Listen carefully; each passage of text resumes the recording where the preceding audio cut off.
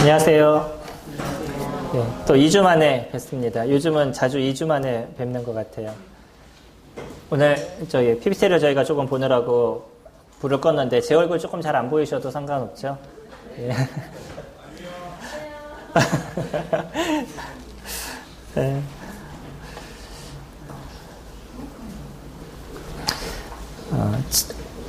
이번에 제목을 제가 저희 같이 읽어보면 좋을 것 같습니다. 저희 같이 오늘 제목 한번 읽어보죠. 시작. 우리가 어찌할꼬. 네. 오늘 말씀을 보면요. 저희 성경을 다 읽었으면 좋겠는데 시간상 지금 다 볼 수는 없을 것 같고요. 오늘따라 또 일부 순서가 조금 길어서 시간이 조금 많이 줄어든 것 같습니다. 저희 37절 말씀 같이 볼게요. 2장, 사도행전 2장 37절입니다.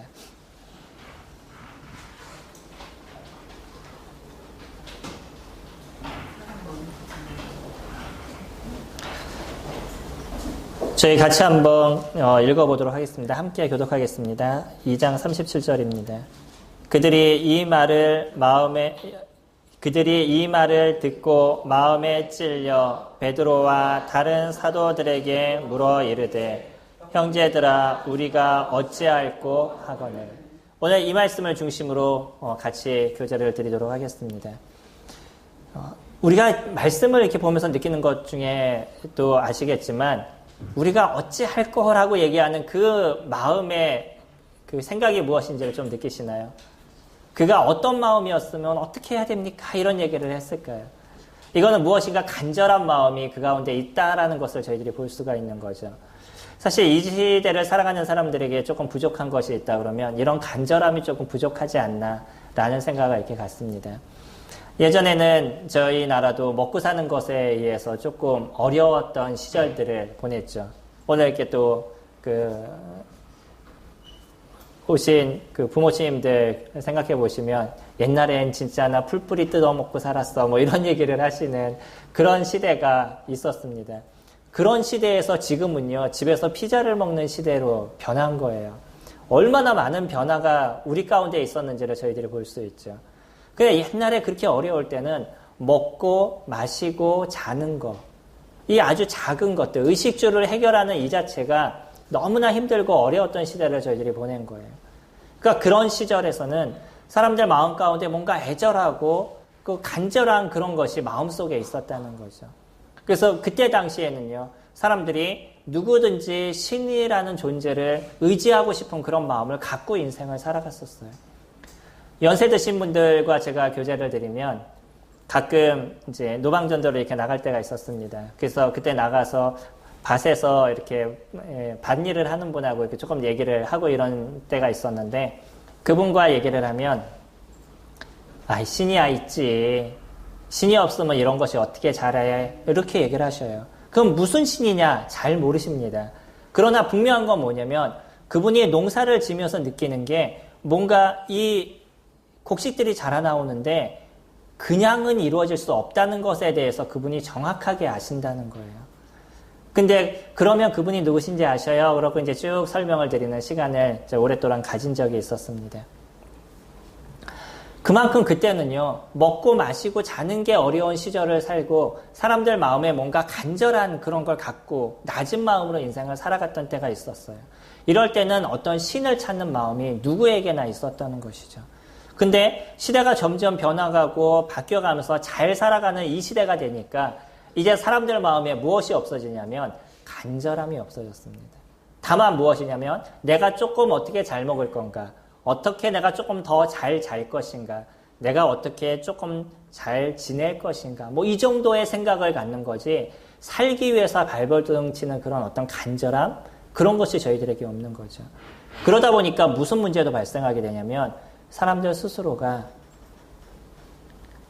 죽음에 대한 이런 어떤 간절함, 내가 죽고 나면 어떻게 되지? 어떤 이런 간절함, 아니면 살아가는 삶에서 누군가 나를 도와주지 않을까라는 어떤 간절함, 이런 부분이 우리들에게서 많이 퇴색되어 있는 이런 시대를 저희들이 지금 살아가고 있다는 거예요.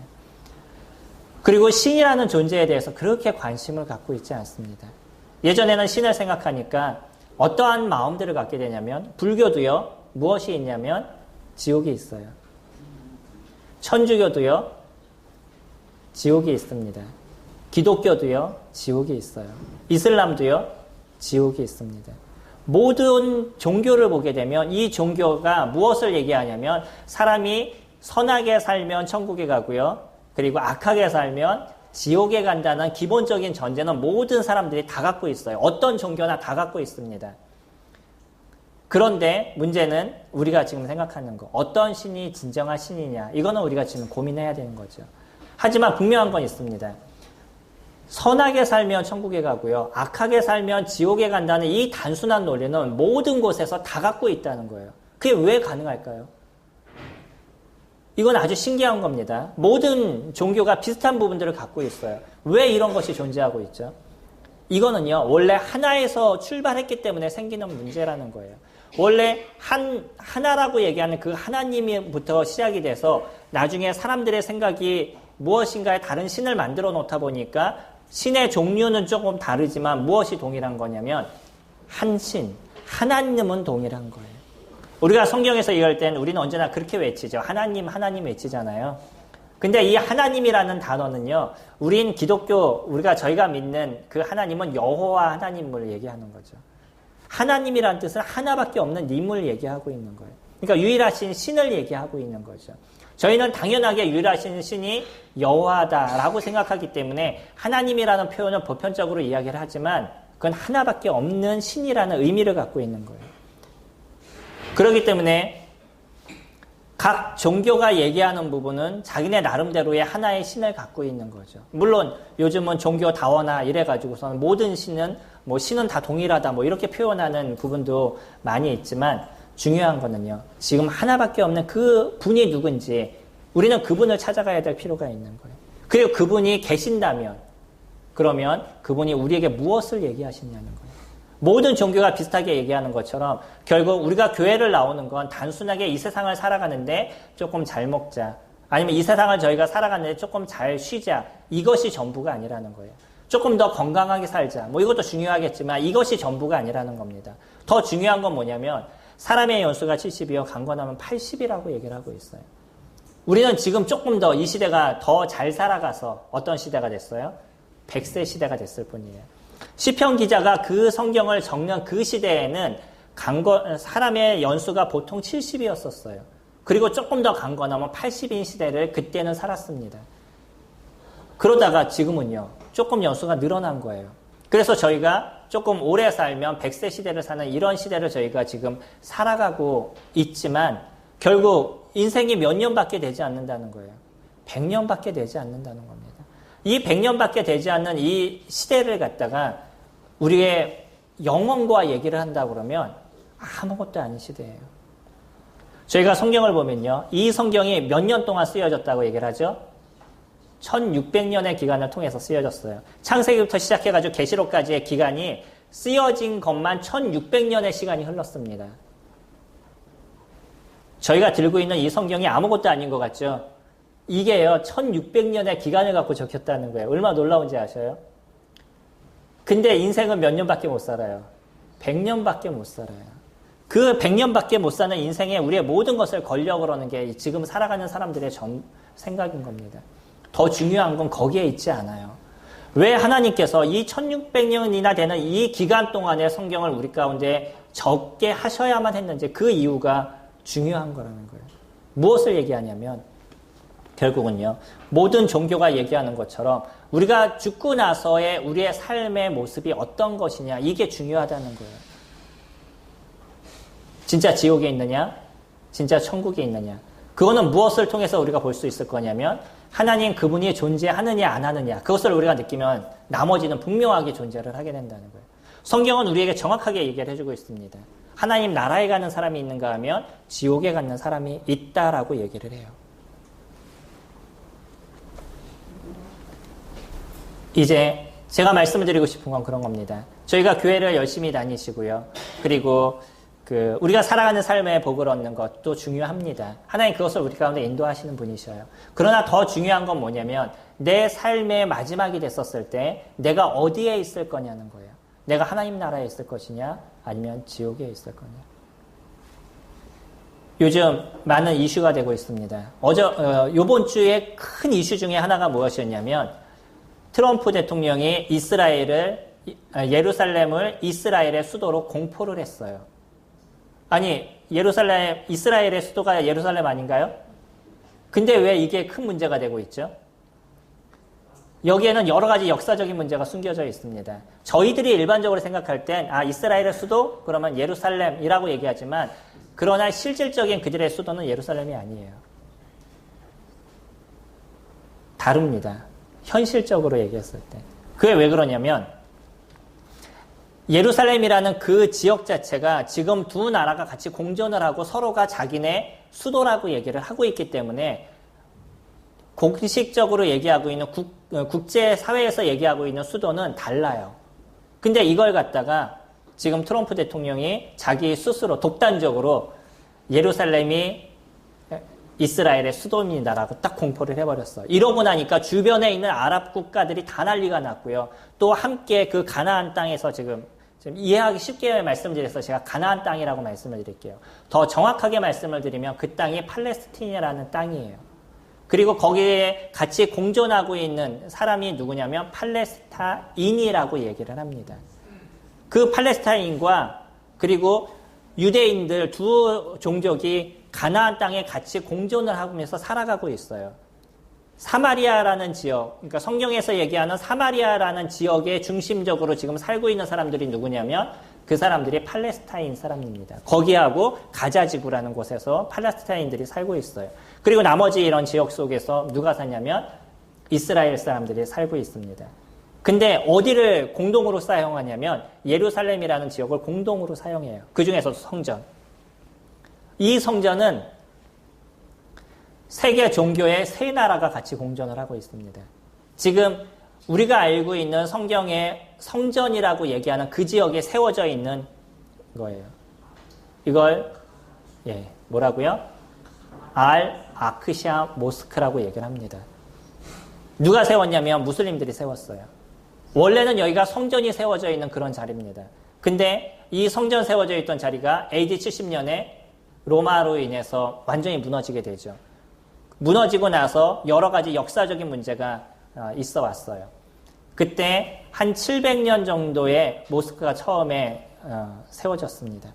그리고 나중에 그것이 이제 보수가 됐었어요. 그래서 1060년 정도에 완전하게 완공이 된 게 지금 이 사원이에요. 그 가운데는 여러 가지 역사적인 문제가 있어 왔었어요. 많은 사람들이 이것을 여기를 갖다 쟁탈하기 위해서 유대인들은 마음속에만 갖고 있었고 기독교인들도 가서 여기를 쟁탈하기 위해서 막 싸웠었고요. 우리가 기독교인이라고 얘기하면 좀 그렇죠. 조금 더 정확하게 얘기하면 카톨릭. 그분들이 가가지고 그냥 싸운 그 장소예요. 이제 여기를 쟁탈하기 위해서. 그걸 우리가 뭐라고 얘기하냐면 십자군 전쟁이다 이렇게 얘기를 합니다. 그리고 그 다음에 모슬림들이 싸워서 쟁취하고 그리고 나서 지금의 모스크를 세우는 거예요. 그러다 보니까 여기는 세계 종교인의 세 부류가 같이 공동으로 예배를 드리고 있어요. 누구냐면 유대교, 무슬림, 기독교 세 곳에서 같이 예배를 드리고 있습니다. 거기 가보면 공동관리가 되어져 있어요. 그런 곳에 누가 수도라고 인정을 해줘 버렸냐면 트럼프가. 이분은 재밌으신 분이에요. 근데 이 선포가 왜 우리가 있어서 중요하냐면 하나님의 역사의 시계가 돌아가고 있다는 걸 저희들에게 보여주고 있는 거예요. 그거로 인해서 어떠한 문제가 발생할지는 아직 저는 잘 모르겠습니다. 그리고 이게 확실하게 된 건지도 잘 모르겠어요. 그러나 분명한 건 뭐냐면 역사의 시계가 성경적으로 돌아가고 있다는 확실한 부분들을 저희들이 보고 있다는 거예요. 트럼프 대통령이 되는 것도요, 될 수가 없는 상황 속에서 된 거예요. 그분이 대통령이 된 거는 기적적인 겁니다, 사실은요. 그리고 또 기적적으로 이상하게 지금 세계를 만들어가고 계시는데 그 흐름 속에 지금 무엇이 있냐면 예루살렘을 이스라엘의 수도로 공포를 해버린 이 문제가 같이 발생을 지금 하고 있는 거예요. 우리 이전으로 조금 돌아가서 그러면 세계 역사가 어떻게 이루어져 갔냐면 저희 시간상 나중에 집에서 한번 찾아보시기 바랍니다. 마태복음 24장 1절에 보면 예수님이 마지막 죽음을 당하시기 전 7주라는 그 기간, 7일이라는 기간 사이에 예루살렘에 입성을 하십니다. 예루살렘에 입성을 하셔서 예루살렘을 이렇게 쭉 돌아보고 계셨는데 그때 제자들과 그 성전을 이렇게 돌아봤어요. 그랬더니 제자들이 그 성전을 보면서 우리의 이게 성전이 너무나 아름다워 이런 식의 얘기를 했습니다. 그게 이제 24장 1절인데요. 예수께서 성전에서 나와서 가실 때 제자들이 성전 건물들을 가리켜 보이려고 나아오니 2절 대답하여 가라사대 너희가 이 모든 것을 보지 못하느냐 내가 진실로 너희에게 이르노니 돌 하나도 돌 위에 남지 않고 다 무너뜨리리라 라고 얘기하셨어요. 그때 당시에는 성전이 세워져 있는 그런 때였었습니다. 근데 제자들이 그것을 보면서 이 성전에 좋은 것들, 하나님이 임재하시는 것, 이런 어떤 개념으로 얘기를 했어요. 그 얘기를 들으면서 예수님이 뭐라고 얘기했냐면, 너희가 그 성전이 그렇게 중요하냐? 그러나 너희들 직접 한번 봐라. 내가 이 성전을 무너뜨릴 것이다. 라고 얘기했어요. 돌 위에 돌 하나도 올라가지 않고 다 무너질 것이다. 그렇게 얘기하셨어요. 제자들이 그 얘기를 들으면서 이해가 되지 않았습니다. 하나님의 아들이라고 얘기하는 그 예수님이 왜 성전이 무너져야 돼? 이런 얘기를 하시냐는 거예요. 그것이 예수님이 계셔야 될 장소인데 왜 그것이 무너져야 돼? 이런 생각을 갖게 된 거죠. 그리고 나서 실질적으로 예수님이 이 얘기를 하신 지 약 38년, 그러니까 40년 정도 시간이 흐른 후에 실질적으로 이 성전이 무너져 버렸어요. 로마에 의해서 완전하게 무너지게 되는데 그때 당시에 타이터스 장군이라는 장군이 예루살렘을 진격을 하게 됩니다. 예루살렘에 반역이 일어나게 되죠. 그래서 예루살렘으로 이스라엘에 진격을 해서 다 무너뜨리고 성전까지 갔어요. 그리고 성전에서 이 성전 자체를 완전히 무너뜨리게 되는데 그때 남아져 있는 기록을 보게 되면 그 한 군사가 거기다 불화살을 쏘게 돼요. 그래서 성전에 딱 꽂히게 되고 거기서 불이 나기 시작하는 거죠. 그래서 성전이 다 타게 되는데 타면서 무슨 문제가 발생했냐면 금이 흘러내리게 된 거예요. 금으로 이렇게 쌓아놨어요. 금으로 이렇게 칠을 해놓은 거죠. 근데 금이 흘러내린 거예요. 그러니까 군사들이 이 금을 쟁취하기 위해서 그 바닥에 있는 대리석을 다 들어버린 거예요. 그러면서 예수님이 하신 그 말씀이 그대로 이루어진 겁니다. 돌 위에 돌 하나도 올라가지 않는다. 그 말씀이 그대로 이루어진 거예요. 물론 하나 정도 올라져 있겠죠. 그걸 이제 과장해서 말씀을 드린 건데 그만큼 파헤쳐질 것이다 라는 얘기인 거예요. 완전하게 이루어졌어요. 이때부터 이스라엘 백성들은 어떻게 됐냐면 그곳에서부터 이제 살 수 없는 존재가 돼버린 거예요. 당시에는 그 이스라엘이라는 땅 자체에 이스라엘 사람들이 살고 있었습니다. 그 이후로 또 여러 가지 역사적인 문제가 발생하게 돼요. 하지만 하나님께서는 이미 예전부터 예언하신 것이 있습니다. 그게 뭐였냐면 에스겔 37장 11절에 또 내가 또 내게 이르시되 인자야 이 뼈들은 이스라엘 온 족속이라 그들이 이르기를 우리의 뼈들이 말랐고 우리의 소망이 없어졌으니 우리는 다 멸절되었다 하느니라. 그러므로 너는 대언하여 그들에게 이르기를 주 여호와의 말씀에 내 백성들아 내가 너희 무덤을 열고 너희로 거기서 나오게 하고 이스라엘 땅으로 들어가게 하리라. 에스겔이 예언을 할 때는 이미 바벨론에 의해서 이스라엘이 멸망을 당한 그때였었죠. 그리고 바벨론으로 잡혀간 그곳에서 에스겔이 예언을 한 거예요. 이때는 아까 우리가 보여드렸던 그 성전 이전에 대한 얘기인 거죠. 그 이전 솔로몬 성전 때의 이야기인 거예요. 그때 솔로몬 성전도 무너졌습니다. 한 번 성전이 무너지고 두 번째 아까 보여드렸던 로마에 의해서 두 번째 성전이 무너지게 돼요. 그때 하나님께서 예언한 게 뭐냐면 지금 성전이 다 무너졌느냐? 너희들이 지금 그 나라가 다 망했느냐? 그러나 내가 너희들을 그 땅으로 다시 돌아가게 하리라 라고 얘기하셨어요. 이스라엘 백성들이 바벨론에 의해서 완전히 멸망을 당하고요. 그리고 거기 있는 백성들이 딴 데로 이주를 했습니다. 근데 다시 그곳으로 돌아간다는 것은 있을 수 없는 내용인 거예요. 근데 하나님께서 그것을 이루셨습니다. 우리 오늘 오전 성경 공부 때 니에미야에 대해서 같이 배웠어요. 그때가 다시 이스라엘로 돌아오는 것을 저희가 본 겁니다. 그게 첫 번째, 하나님께서 하신 얘기. 내가 다시 너희를 그 땅으로 돌아가게 하리라. 그 약속이 거기서 이루어졌어요. 근데 그 이후로 이스라엘 백성들이 하나님의 말씀을 잘 듣고 잘 섬겼으면 다행인데 그들은 또 끊임없는 우상숭배와 잘못된 모습을 가져가고 있었다는 거예요. 그러다 보니까 예루살렘이 또 멸망을 당하게 되는 거예요.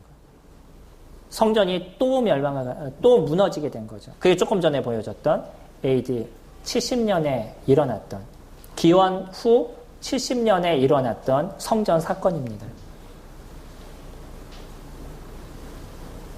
이 이후로요, 세계 역사에는 무슨 일이 있었냐면, 아까 말씀드렸던 십자군 전쟁으로 인해서요, 이 카톨릭에서 당시에 예루살렘을 점령하고 있었던 무슬림과의 전쟁 선포를 해요.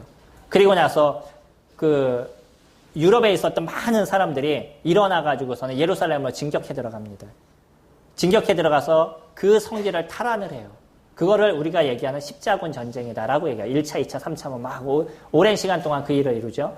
그러면서 생긴 게 뭔지 아셔요?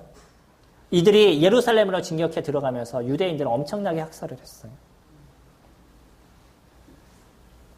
유대인들이 그곳에서 살 수 없는 환경이 계속적으로 만들어졌습니다. 많은 사람들이 그 가나안 땅에서 다 떠나가기 시작했어요. 그리고 두 번째, 제1차 세계대전이 끝나고 제2차 세계대전이 됐었을 때 세계를 히틀러가 장악을 하게 되죠. 그러면서 인종 말살 정책을 피면서 유대인들을 다 학살을 시켰어요. 그러니까 이 땅에서 누가 살 수 없었냐면 유대인들이 그 가나안 땅에서 살 수가 없었던 거예요. 다 흩어졌어요.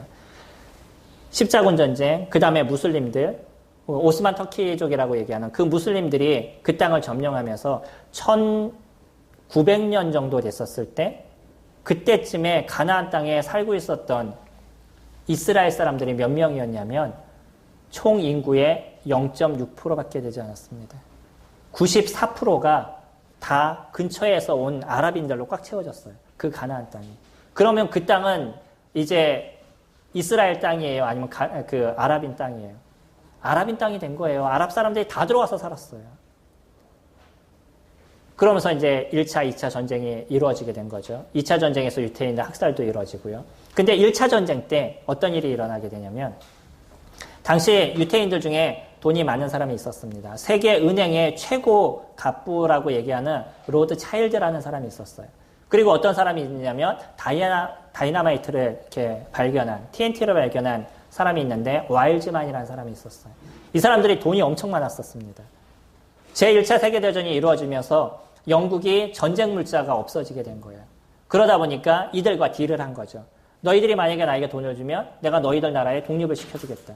맨 처음엔 그런 거예요. 나한테 돈을 좀 다오 라고 얘기했어요.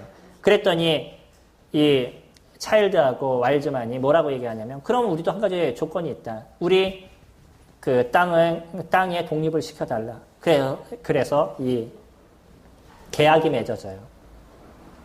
그리고 나서 그들에게 전쟁 물자를 이렇게 주게 됩니다. 전쟁 자금을 대주게 돼요. 그때 발표된 선언이 무엇이냐면 발포 선언이라는 것이에요. 이스라엘 사람들은 내가 다시 독립을 시켜주겠다는 그런 그 선언입니다. 여기에 대한 건 우리가 지금 한글로 제가 적어놓은 거고요. 그리고 이게 영문으로 지금 보관되어 있는 영국 박물관에 보관되어 있는 그런 문서예요. 실질적으로 있었던 일입니다. 그리고 나서 제2차 세계대전이 끝나고 1945년에 우리 광복이잖아요. 그래서 저희도 잘 알고 있죠. 1945년에 2차 세계대전이 끝나고 나서 1948년에 영국에서 이스라엘의 독립을 선포해 줬어요. 그래서 이스라엘 사람들이 다시 그 가나안 땅으로 몰려 들어가게 된 겁니다. 이미 거기에는 누가 다 살고 있었죠? 94%가 아랍인들이에요. 그곳에 이스라엘 사람들이 다시 몰려 들어가 가지고서는 그 나라가 형성이 됐는데 재밌는 건 뭐냐면요. 그 나라가 형성된 그 날 며칠 지나지 않아서 아랍인들과 전쟁이 일어나요. 이거를 중동전쟁이다 이렇게 얘기합니다. 1차, 2차, 3차, 4차까지의 중동전쟁이 쭉 일어나고 그 이후로도 전쟁이 있는데 일반적으로 우리는 그냥 이스라엘 사람들과 아랍 사람의 전쟁을 한 4차 정도까지 생각을 가져요.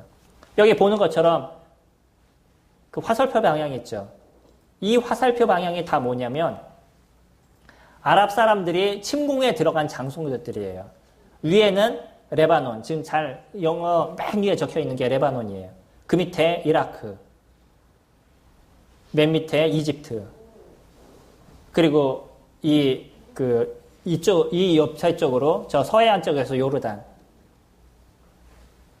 이 모든 나라가 한꺼번에 이스라엘을 쳐들어갔어요. 한번 생각해 보셔요. 1948년에 독립을 했어요. 48년 5월 14일에 독립을 하고, 그리고 사람들이 몰려 들어갔어요. 그러면 그들이 전쟁 물자가 있을까요? 없을까요? 없었어요. 그리고 그 근처에 있었던 나라가 한두 개도 아니고 연합된 나라가 쳐들어왔어요. 전쟁에서 승리할 수 있을까요? 없을까요? 불가능한 일이에요, 이거는요. 이길 수가 없는 얘기예요. 근데 이스라엘이 승리를 했어요. 놀랍지 않나요? 제2차 전쟁, 제3차 전쟁, 제4차 전쟁까지도 끊임없는 전쟁을 이뤘는데 전쟁을 하면서 오히려 이스라엘은 영토를 넓혔어요. 이집트 그 밑에까지 영토를 다 넓혀간 거예요. 그래서 나중에는 협상을 하면서 그 땅을 다시 이집트한테 줬어요. 놀라운 일들이 일어나요. 하나님께서 그것을 이루시겠다라고 얘기하신 게 1948년에 그것이 이루어졌고요. 그리고 그때부터는 이스라엘 백성들이 이제 그곳에서 살 수 있는 환경들을 계속 만들어 가시는 거예요. 이게 하나님의 역사인 겁니다. 우리가 세계사를 보면요, 하나님 안 믿을 수가 없어요. 하나님께서 직접적으로 하신 역사가 얼마나 놀랍게 일어났는지를 우리가 볼 수밖에 없습니다. 그러니까 누구를 믿을 수밖에 없어요. 하나님을 믿을 수밖에 없는 거예요. 우리가 조금만 생각을 갖고 시간을, 우리들의 시선을 세상으로 돌리면요. 그래서 역사를 저희들이 살펴보면 하나님이 살아계심에 대해서 부인할 수가 없습니다. 그게 어디서 얘기하는 거냐면 성경에서 얘기하는 거잖아요. 저희 로마서 말씀 잠깐 찾아볼까요? 로마서 1장 20절.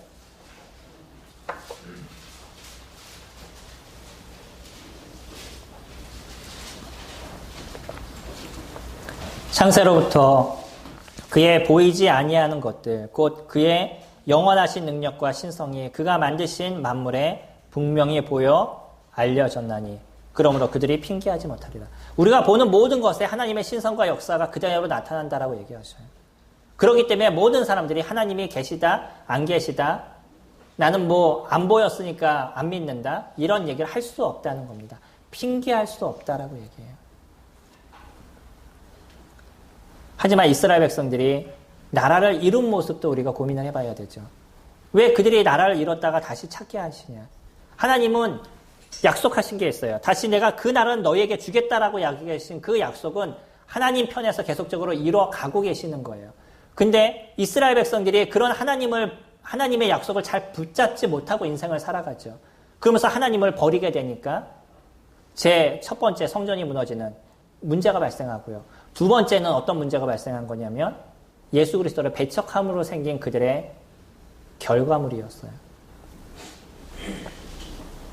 마태복음 27장 25절에 보면 예수님이 십자가에 달리시기 전에 빌라도 법정에서 쓰시는 모습을 이야기를 합니다. 빌라도가 그렇게 얘기하죠. 물을 떠놓고서는 갖다 놓고 예수님을 십자가에 못 박는 일에 대해서 나는 무관하다. 나는 이 사람을 살리려고 했다. 이 사람 내가 아무리 생각해도 이분은 죄가 있는 사람이 아니다.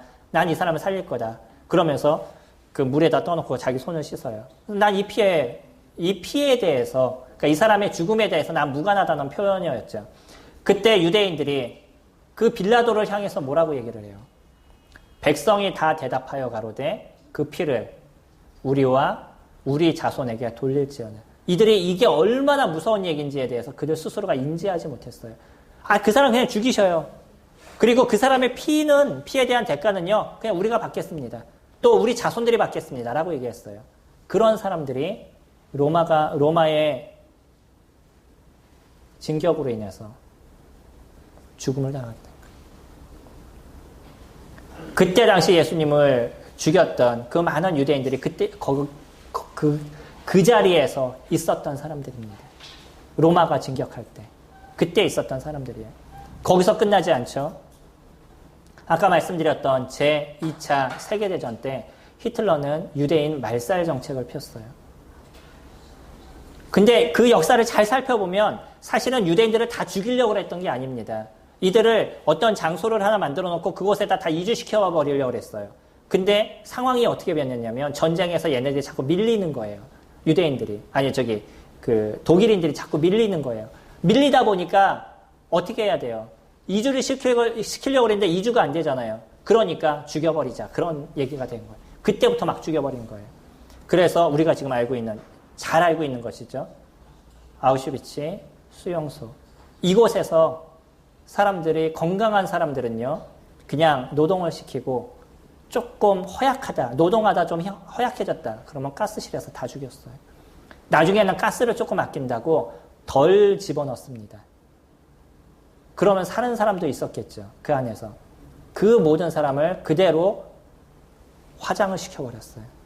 어떤 사람은 살아있는 채로 화장이 돼버린 거예요. 이때 죽은 사람이 몇 명인지 아세요?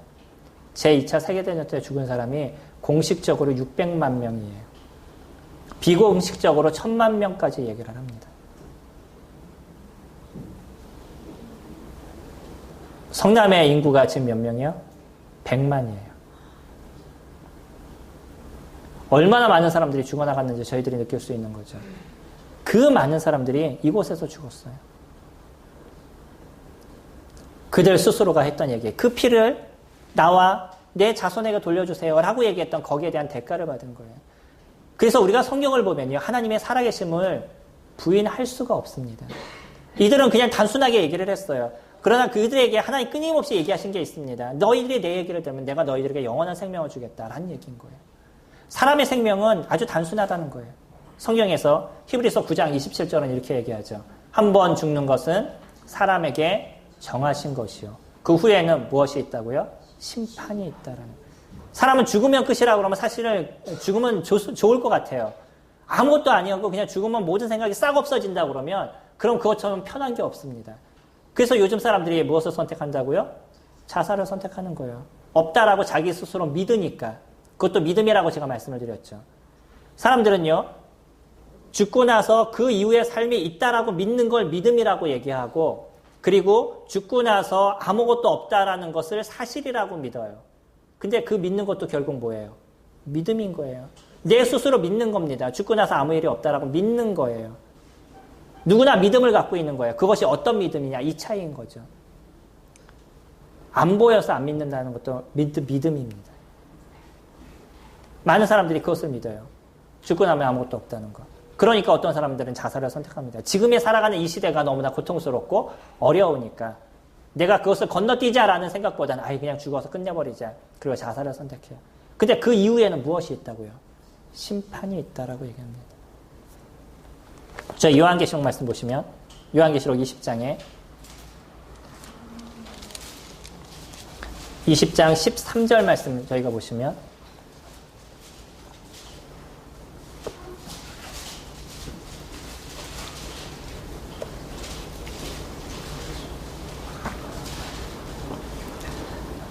바다가 그 가운데에서 죽은 자들을 내주고 또 사망과 음부도 그 가운데서 죽은 자들을 내주며 각 사람이 자기의 행위대로 심판을 받고 한 번 죽는 것은 사람에게 정하신 것이요 그 후에는 심판이 있다 그랬죠. 이때가 심판 때입니다.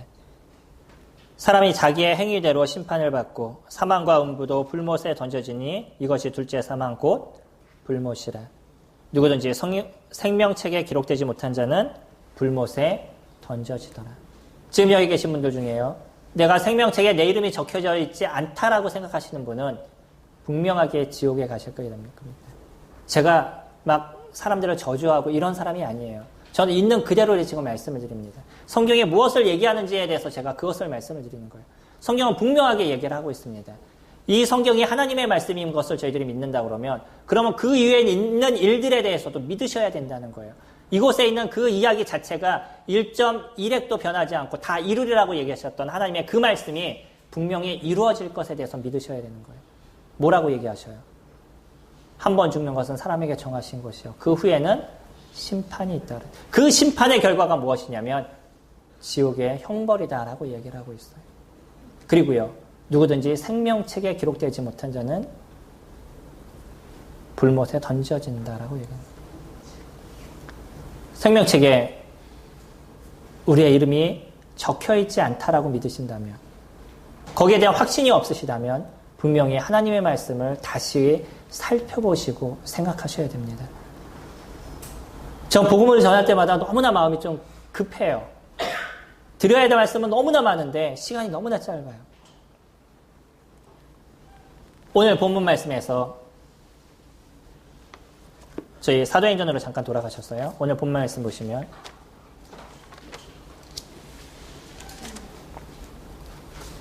저희가 시작할 때 같이 읽었던 말씀이죠.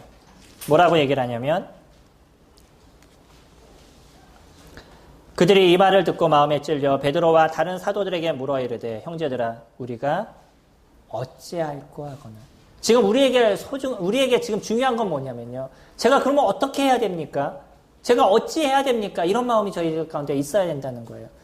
한 번 죽는 것은 사람에게 정하신 것이요. 그 이후에는 심판이 있다고 그랬는데 내가 이 심판의 모습에서 자유롭지 못합니다. 제가 그 생명책에 내가 기록되어 있다는 확신이 저에게 없습니다. 그럼 어찌 해야 될까요? 제가 진짜 어떻게 해야 되겠습니까? 라는 그 심령이 우리 가운데 필요하다는 거예요. 그것을 무엇이라고 얘기하냐면 회개다 이렇게 표현하는 거예요. 내가 잘못했습니다. 제가 하나님을 버렸습니다. 지금까지 하나님과 같이 살아가는 삶을 살아오지 않았습니다. 제가 이제 어떻게 해야 됩니까? 제가 무엇을 어떻게 해야 될까요?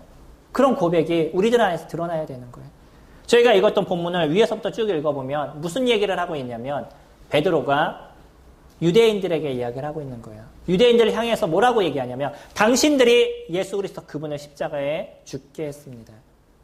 그러나 그 예수 그리스도 그분은 사람이 아니시기에 완전한 하나님의 아들이셨기 때문에 그 죽음 가운데서 머물러 계신 것이 아니라 거기서 부활하셔서 지금 하나님 나라에서 기다리고 계십니다. 그 얘기를 지금 하고 있어요. 그 이야기를 들었던 유대인들의 마음에 찔렸습니다. 자기네들이 생각해도 이분이 진짜 이 땅에 오신 메시아, 하나님의 아들이심에 대해서 확신을 가진 거예요. 근데 자기네 스스로가 뭐라고 얘기했냐면 저 사람의 피를 나와 내 자손에게 돌려주세요. 이렇게 얘기했어요. 난 저 사람을 믿을 수 없습니다. 이렇게 얘기했던 사람들이에요. 그런 사람들에게 이제 그분이 하나님의 아들이심에 대해서 확실하게 이야기를 했더니 이들이 그 얘기를 듣고 했던 얘기가 이 얘기입니다.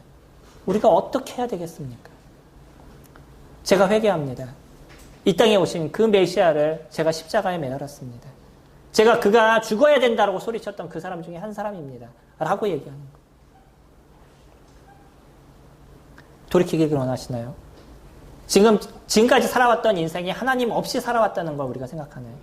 우리가 아무리 열심히 교회 다니고 아무리 좋은 직분을 갖고 있고 아무리 많은 헌금을 했다 할지라도요. 그래도 내 이름이 생명책에 기록되지 않았으면 우린 지옥에 가야 된다는 거예요.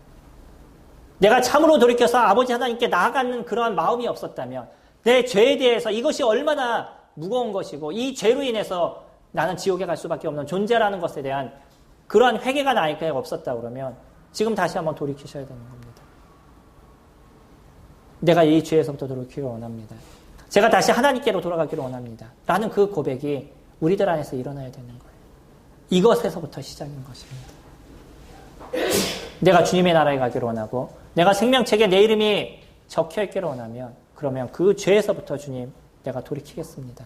내가 이제 이 사나이에서부터 돌이켜서 내가 하나님께 가겠습니다. 라는 고백이 우리들 안에서 드러나야 된다.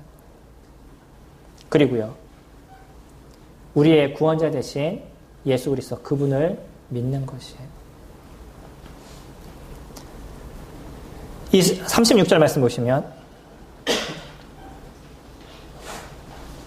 저희가 읽었던데 좀 위쪽에 36절 말씀 보시면 그런즉 이스라엘 온 집은 확실히 알지니 너희가 십자가에 못 박은 이 예수를 하나님이 주와 그리스도가 되게 하셨느니라.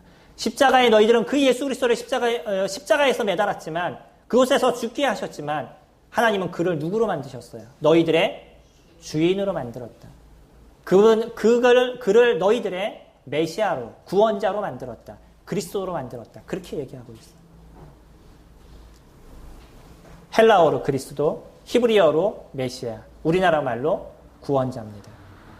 더 정확하게 풀어서 얘기하면 기름 부음을 받은 자라는 뜻인데 구원자라는 의미를 갖고 있는 거예요. 하나님께서 그분을 우리의 구원자로 세우셨다는 거예요. 그분을 믿으시라 라고 이야기를 하고 있어요. 그분이 나의 주이심을 고백하시는 거예요. 이제 제가 사단에게서부터 떠나서 제가 이제 하나님께로 가겠습니다. 예수 그리스도 그분 안으로 내가 들어가겠습니다. 그분을 나의 주님으로 내가 인정하겠습니다. 그분을 나의 진정한 메시아로, 나의 구원자로 제가 인정하겠습니다. 라는 고백을 우리가 이루어야 된다는 거예요.